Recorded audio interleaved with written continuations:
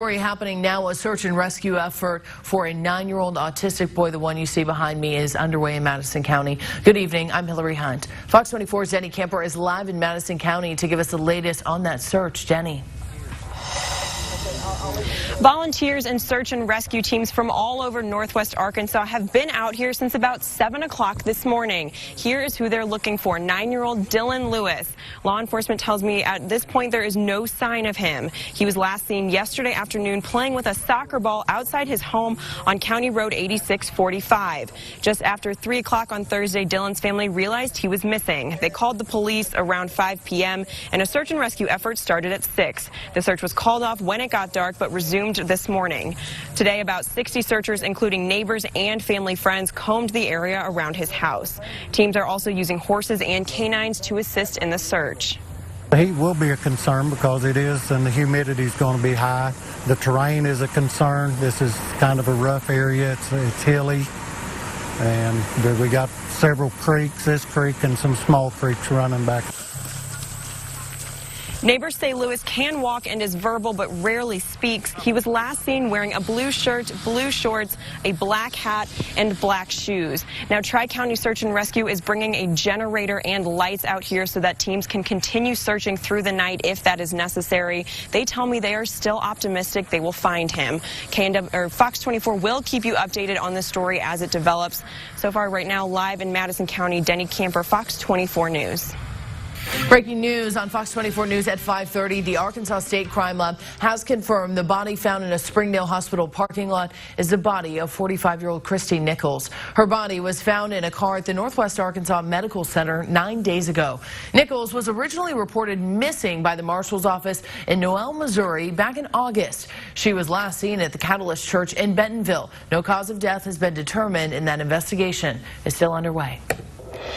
New information tonight. Prosecutors will not seek the death penalty for a man accused of killing his roommate. Police say 23-year-old Mika Sin shot Robuskini Daniel multiple times at their apartment in Springdale. Sin pleaded not guilty to all charges. The prosecuting attorney says the murder isn't heinous enough to seek the death penalty. Sin's next court date is October 25th.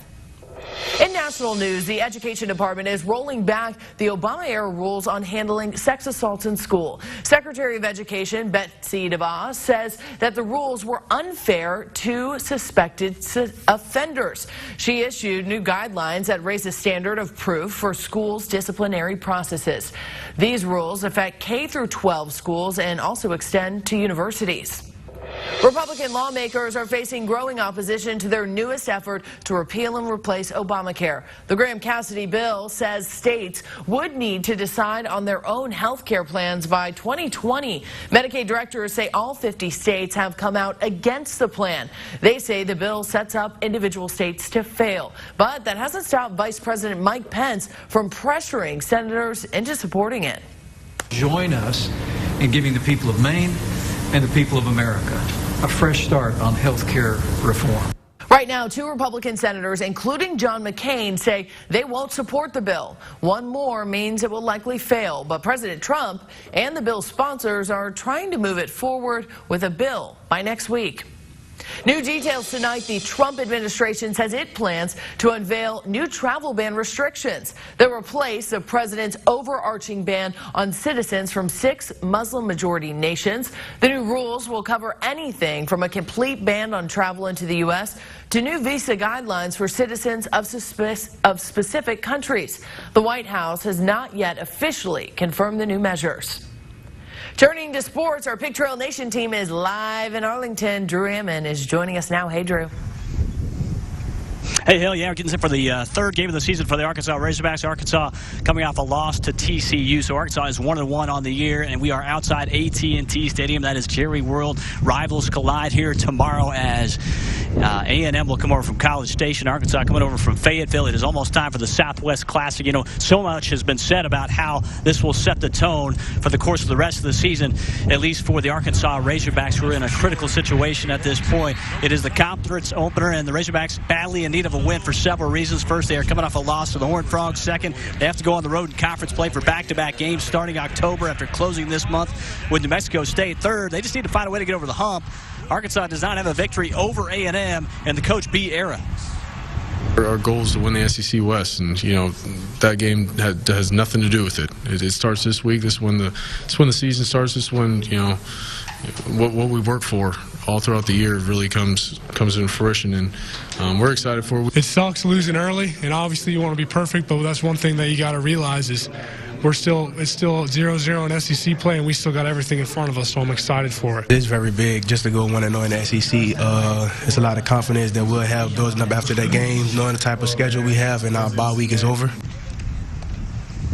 Here are the details for kickoff Saturday, 11 a.m. at Jerry World. Hogs and Aggies. This one will air on ESPN. Again, as I mentioned, Arkansas is 1-1. Texas A&M 2-1 after that win over Louisiana. Gear up for game day on KNWA and KARK tonight at 10:15. Here live in Arlington, Texas. I'm Drew Hammond. Hill, I'll send it back to you. Have fun out there, Drew. Bikes, Blues, and Barbecue is in full swing, and we're showing you the rally in a pretty unique way. Fox 24's Haley Huey is live at the Washington County Fairgrounds, where preparations are underway to show us Fayetteville from a bird's eye view. Haley. Hey, Hillary. Well, you might be wondering why I'm standing in front of an empty field. Well, a helicopter is usually right behind me, and we're going to be taking flight. Arkansas Helicopters is going to be taking us up to 500 feet in the air to show us Fayetteville from the skies. We're going to be seeing everything from Dixon Street to the Washington County Fairgrounds to Baum Stadium. It's going to be amazing seeing all the thousands of bikers that have made their way to NWA. Arkansas Helicopters hopes to make this a staple in Bikes, Blues, and Barbecue tradition. It's just an amazing event. If you've never seen Northwest Arkansas with this many motorcycles going up and down Dixon Street, or if you've never seen the University of Arkansas and Razorback Stadium from the air, it's an amazing thing to go see. On Fox 24 News at 9, we'll show you the entire flight and the rally from a view you've probably never seen before.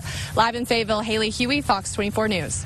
Thanks so much, Haley. As always, parking will be extremely hectic. Now, there's good news and there's bad news. The good news is all municipal parking is free all around Dixon Street. The bad news is you might not be able to find a spot. Take a look at this map on your screen. The streets in red indicate motorcycle-only parking. Now, the streets in yellow are the ones you should avoid if you're in a car. Now, also be mindful of all of those one-way streets you'll find.